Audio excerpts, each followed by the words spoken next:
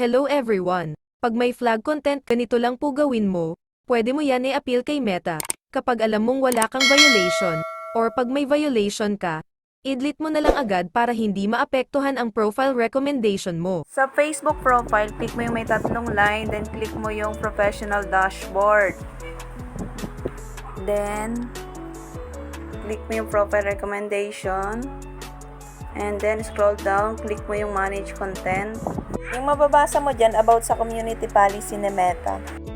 And click mo yung arrow dyan sa baba. Basahin nyo na lang po yung mga nakalagay dyan. Then, scroll down.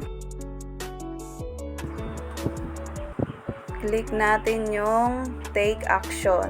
Delete, pause, and delete. Back lang natin. Ayan na.